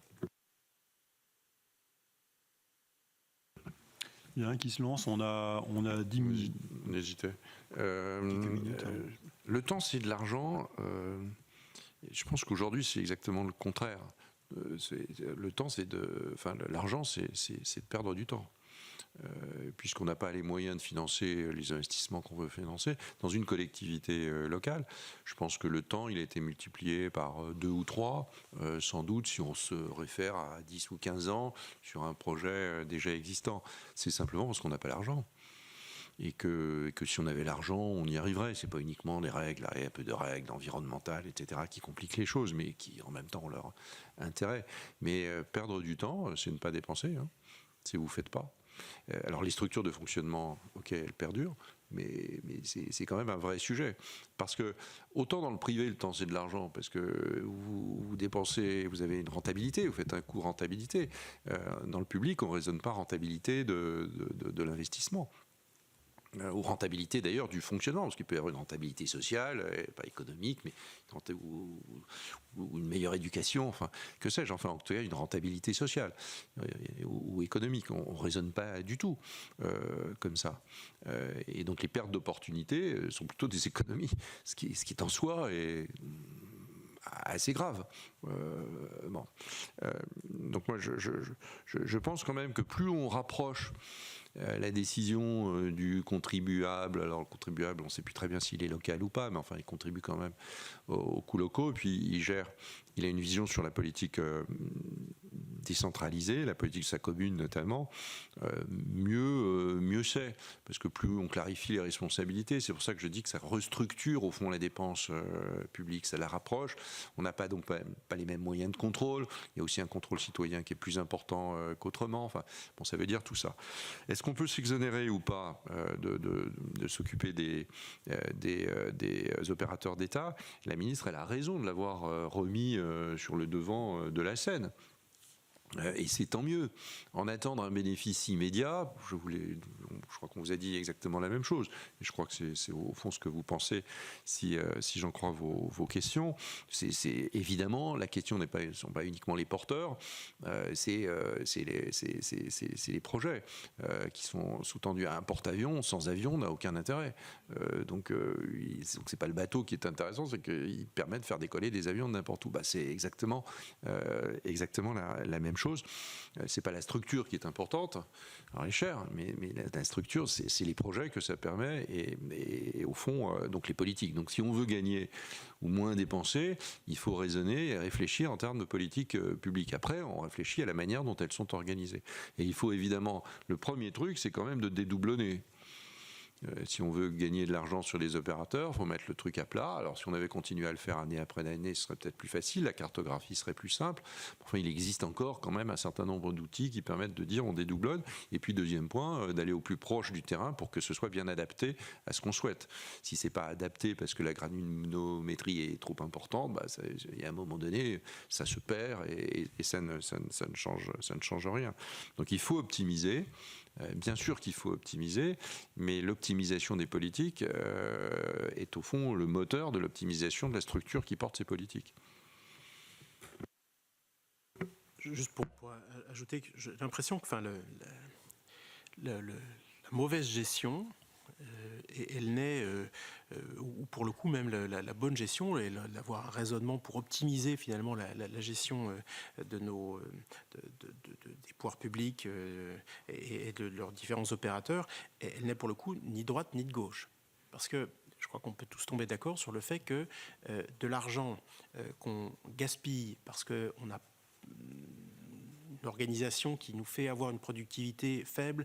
Vous avez une productivité faible quand vous, par exemple, vous instruisez rarement un dossier et que de temps en temps, voilà, vous êtes obligé de vous y remettre complètement, de mobiliser des ressources que vous n'avez pas forcément, alors que vous allez pouvoir faire ça beaucoup plus facilement et bien plus vite et à un meilleur coût si, entre guillemets, vous êtes davantage habitué à le faire. Si il y a plusieurs opérateurs qui interviennent sur la même politique, je pense à la rénovation de l'habitat, l'accompagnement de la rénovation de l'habitat, où on a le tuyau à très gros débit de MaPrimeRénov', mais à côté, on a l'échelon intercommunal qui, mobilisant des moyens de la région, du département, essaie de monter des opérations programmées de l'habitat qui reviennent sur l'adaptation, mais seulement sur une partie du personnel, finance pour cela des associations qui instruisent des dossiers. On fait faire à plein de gens dans des structures, dans des cadres différents, le même travail. Je pense que là, on perd de l'argent et qu'on tombe dans le cas, effectivement, de doublons. Donc, ce n'est pas une dépolitisation complète du débat, parce qu'après, ce qu'on fait des marges de manœuvre qu'on s'est données, ça, c'est politique. Ça, ce sont des vrais choix politiques. Et on n'a pas forcément tous les mêmes sur les souhaits, les mêmes objectifs, mais en revanche, bien gérer. Je crois qu'il faut vraiment se dire et gérer de manière cohérente et rationnelle. Ça, vraiment, je crois que ça n'est ni de droite ni de gauche, c'est juste de salubrité publique. Et vraiment, l'organisation qu'on a, plein d'endroits, elle nous fait aujourd'hui gaspiller l'argent public qui est rare. Et donc, on aimerait pouvoir diriger vers d'autres objets plus nobles. Alors, sur les gains de décentralisation, par exemple, liés au transfert... oui, il n'y a pas de, c'est pas magique, c'est pas, mais je pense que si on reprend cet exemple-là, aujourd'hui, l'ANA, MaPrimeRénov', l'instruction, essayer de donner à un seul opérateur. Moi, je suis naturellement pas favorable du tout à une recentralisation de ce sujet. Je pense qu'il faut se rapprocher du terrain. Donc, trouver l'échelon collectivité qui aurait cette responsabilité et la gérerait pour la nation, mais on ne le gérerait qu'une seule fois. Il n'y aurait qu'un seul, entre guillemets, guichet, interlocuteur, avec une vraie rationalisation. Ça veut dire que d'autres arrêtent aussi de faire leur petit bricolage, chacun dans leur coin. Sur toutes les politiques, c'est une des difficultés, et c'est là aussi un sujet sur lequel on attend l'État. C'est de faire respecter les règles du jeu. Quand il y a des compétences qui sont exercées par certaines collectivités parce qu'elles en ont les moyens, mais qu'elles n'en ont pas complètement le droit. Ça me semble être vraiment de l'argent perdu et de l'énergie gaspillée. Donc il y a vraiment un besoin. Et donc je pense qu'on pourrait avoir des gains de productivité sur ces instructions de dossiers de rénovation de l'habitat, comme je crois qu'on pourrait en avoir sur l'instruction des dossiers d'aide aux entreprises. Donc voilà, derrière, parfois il y a des collectivités qui sont mieux placées, bien sûr, que d'autres pour faire ça. Il n'y a clairement pas un effet magique de la décentralisation et on ne fait pas disparaître le besoin de travailler. On va être finalement sur la productivité, c'est-à-dire le rapport entre les moyens qu'on mobilise et les résultats qui peut, dans certains cas, être meilleur. Et c'est là qu'on fera une petite économie, sauf à ce qu'on puisse décider de renoncer à accomplir la mission. Bon. En vous écoutant, et vous avez devancé, j'étais en train de me dire que peut-être qu'en préalable à tout ce qu'on peut faire ou écrire les uns et les autres, ce serait de faire appliquer le principe de spécialisation des compétences. Et ensuite, une fois qu'on a décidé que, je ne sais pas, le logement, c'est l'intercommunalité, l'énergie, c'est la région, le social, c'est le département, et point, et le tourisme, je ne sais pas, c'est l'interco. Et après, personne d'autre. Voilà, mais voilà, mais en tout cas, dans le cadre de la refondation de l'action publique et de ce que nous... Parce qu'effectivement, une fois, si on avait cette grille de lecture figée dans le temps et personne ne se saisit d'une compétence qui n'est pas la sienne, ce serait plus facile de venir redistribuer au bon niveau et au bon étage les moyens de gestion, d'analyse, d'expertise. Et après, aussi ce qui nous semble nous manquer, c'est d'avoir un État en haut, mais qui soit stratège, capable de penser le temps long, de penser ce qui justement ne peut pas être découpé en petits morceaux, typiquement des un réseau de transport. Il y a l'hyperlocal pour faire la desserte du quotidien, mais dès qu'on veut penser la communication, le transfert de marchandises, on n'est plus sur du... Et donc là, il faut bien qu'il y ait quelqu'un qui organise, qui pense. Et ça, nous, on a le sentiment quand même que ça n'existe plus. Donc voilà. Vous avez eu la gentillesse de m'inviter. C'est exactement ce qu'on propose, parce qu'on peut aussi dire on supprime telle strate. Et finalement, vous clarifiez par le fait qu'il n'y a plus, comme il n'y a plus de strate, c'est clair. C'est presque le raisonnement paraît absurde, mais il y a 3 strates en fait. L'intercommunalité en est une 4e, mais c'est dû au fait qu'on a beaucoup plus de communes qu'ailleurs. Je veux dire, c'est un choix. Et donc, moi, je veux bien qu'on ne peut pas recréer la guerre des strates. Enfin, je pense qu'on perdrait alors beaucoup de temps, beaucoup de temps et beaucoup d'énergie. Donc, il faut l'organiser intelligemment, essayer d'en faire une force. Et c'est exactement dans ce sens-là. Le tourisme étant effectivement un exemple, ça c'est pas la peine que tout le monde en fasse. C'est important qu'on s'occupe bien de toutes les régions et micro-régions pour valoriser leur qualité touristique. Ça va de soi. Mais que ce soit fait à un bout par des offices de tourisme et après par la région si on considère que c'est stratégique et international, ou par le département, l'un ou l'autre, mais il faut choisir. Nous on choisit, hein, mais tout ça peut être soumis. Et le développement économique, vous ne pouvez pas avoir des grandes régions si elles ne font pas des grandes politiques. Alors il ne faut pas faire des grandes régions dans ce cas-là. Les départements, ça suffit. Hein. On n'a pas besoin de grandes régions. S'il y a des grandes régions, c'est qu'il y a un sens. Ça fait 10 ans qu'on l'a fait. Donc tout le développement économique dont on parlait, toute la schématisation, mais la schématisation opérationnelle, celle qui derrière donne les moyens réglementaires. Donc il faut modifier le pouvoir réglementaire. Ça nécessite une modification de la Constitution, etc. etc. Et dans les principes qu'on a appliqués, il y a quand même aussi parfois aussi celui qui décide paye sur son budget. Et c'est pour ça que faut être vigilant au cas où on dissocie les deux, parce que on crée à ce moment-là des situations où finalement on peut avoir marginalement un peu d'irresponsabilité à accorder des droits quand ce sont d'autres qui sont les débiteurs. Notre politique du handicap, et là ce sont les départements et l'État qui sont à la manœuvre, elle est vraiment illustratrice de ça. Les maisons départementales des personnes handicapées ouvrent des droits, y compris à l'AH, sur le budget de l'État, ouvrent des droits, par exemple, aux AESH avec une mise en œuvre par les rectorats, on sait toutes les difficultés que ça fait naître, ouvrent des droits à l'accueil des enfants handicapés qui ont besoin de l'accompagnement le plus élevé dans des infrastructures, les IME, les ITEP, qui, eux, relèvent non pas de l'État, mais pas du même que le rectorat, puisque c'est les ARS. Bref, quand on a ce type d'organisation, je crois qu'on ne s'organise pas pour économiser l'argent public, et effectivement qu'il aille, je crois, à ceux qui en ont vraiment besoin. Et sur ce sujet, je crois que tout le monde sait bien que les besoins sont immenses. On n'a pas un jardin à la française. Ça sert à rien, c'est pas la peine. Mais donc très très bien ordonné. Mais on peut remettre beaucoup d'ordre, notamment que il peut y avoir des cofinancements. Parce qu'il y a des trucs qu'on n'arrive pas avec une collectivité ne peut pas financer elle-même. Mais il y a quand même un chef de file. C'est une belle notion, la notion de chef de file. Sauf qu'il faut lui donner du contenu. C'est lui qui dirige, c'est lui qui cherche les financements, c'est lui qui a le pouvoir réglementaire. Donc au fond, c'est lui qui tient. Et puis une autre collectivité vient en soutien parce qu'elle considère que c'est important et qu'elle en est persuadée et que ça rentre au fond dans ses politiques. Mais vous avez des compétences légales et vous avez la possibilité de venir en aide, mais dans un cadre parfaitement fixé. Et vos compétences légales, c'est ce que la loi vous a confié, celles-là, vous devez les exercer avant d'exercer les autres.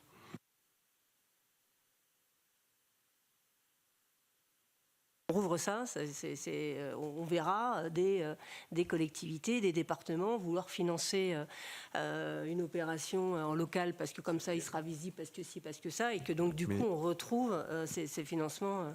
Un peu obligatoirement parce que les communes rurales ne peuvent pas, et donc vous avez besoin d'une capacité financière que la plupart des communes ou intercommunalités n'ont pas. Mais, sauf à travailler à la dotation par contre, unique. Le département pourrait venir en aide aux collectivités comme ils le font aujourd'hui, à partir du moment où il a correctement rempli ses obligations légales. Je pense par exemple aux obligations sociales, qui posent des problèmes de financement considérables. Si vous ne le faites pas, si vous considérez que l'aide aux communes c'est plus important que l'ASE, c'est un choix qui ne devrait pas pouvoir être fait, puisque...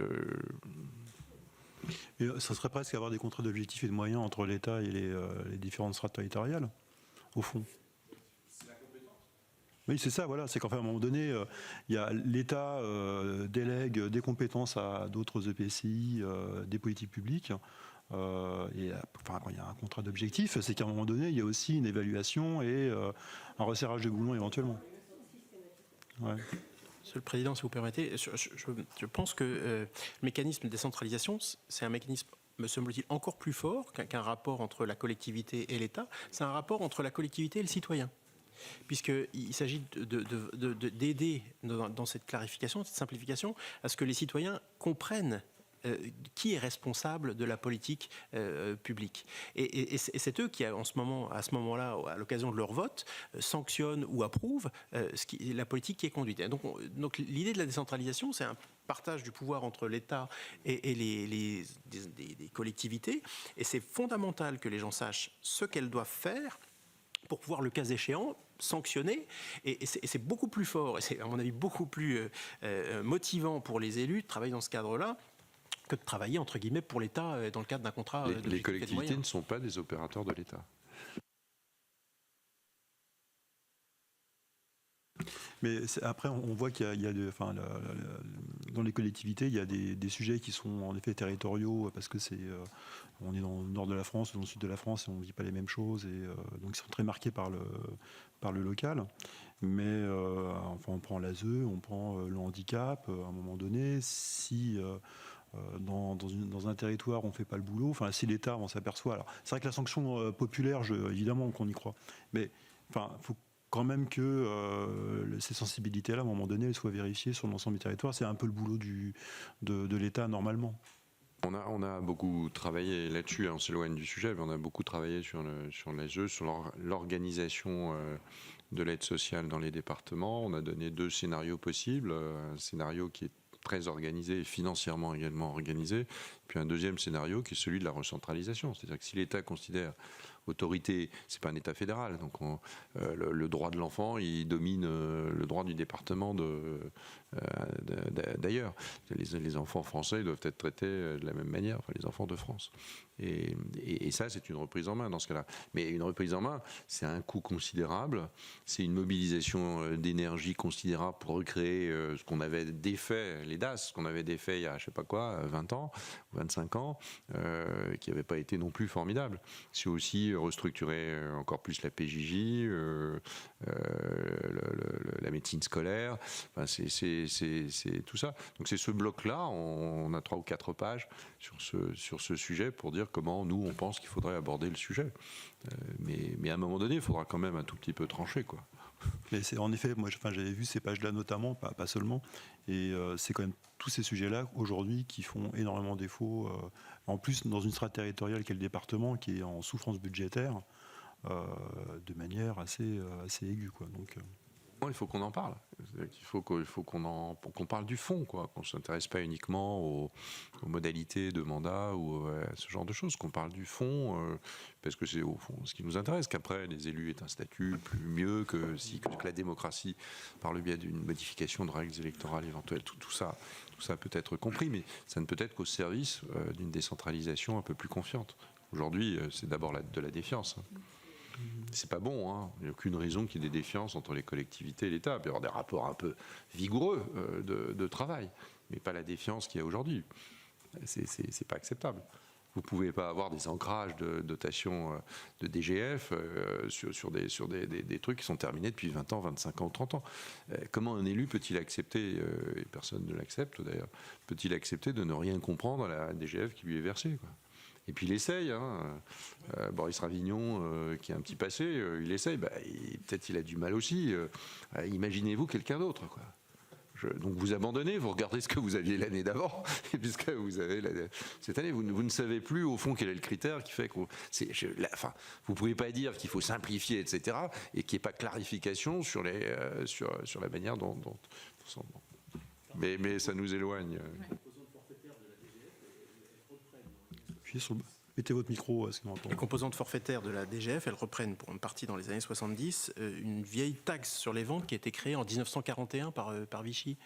Donc, voilà. Et alors on reprend les données, donc on a figé des éléments, pas sur quelques années, mais sur des décennies. Vous disiez on s'éloigne, monsieur le ministre, mais je crois que c'est quand même vraiment essentiel. Il faut que ça, si je peux me permettre, il faudrait que ça apparaisse. Parce qu'aujourd'hui, vous parliez, monsieur Ravignon, de ce qui était politique et de ce qui ne l'était pas. Aujourd'hui, on ne peut pas s'adjuger une compétence simplement parce que c'est plus vendeur politiquement de travailler sur ce sujet-là. Et aujourd'hui, même si je crois que c'est extrêmement important qu'on puisse reclarifier les missions de chacun et qu'il n'y ait pas de superposition. Si je peux me permettre, monsieur le sénateur, de travailler sur les responsabilités. C'est essentiel de ne pas être juste dans la lecture juridique de ce qu'est la compétence, qu'est le droit d'agir sur le plan juridique, mais vraiment de travailler en responsabilité. C'est ça qui crée de la redevabilité vis-à-vis des citoyens. La décentralisation, c'est ça sa limite. Il n'y a que le pouvoir qui arrête le pouvoir. Et c'est le pouvoir des citoyens qui contrôle et arrête aussi. Donc c'est pas une carte blanche, ça n'est pas finalement un chèque en blanc au territoire ou aux élus. La décentralisation, c'est les placer sous la responsabilité des électeurs locaux. C'est ça qu'il faut, je crois, qui est vraiment essentiel et qui parfois fait un peu obstacle quand même à ce qu'on décentralise vraiment dans notre pays. On a tendance à toujours donner d'une main et à reprendre de l'autre. Bien, on serait capable de vous garder pendant encore plusieurs heures. On a parlé des compétences et des dépenses, on pourrait parler après ça pendant quelques temps sur la question des recettes, mais c'est un autre sujet. Et puis merci de nous avoir passé du temps avec nous sur cette commission d'enquête. Et puis, merci aussi de nous avoir amené à travailler et à réfléchir ensemble sur la question du fond. Moi, j'ai eu très peur qu'aujourd'hui, on ne parle pas de ça. Ça démarrait très mal en début de journée. Et là, je trouve qu'on rattrape bien le coup. Et c'est grâce à vous, donc merci beaucoup.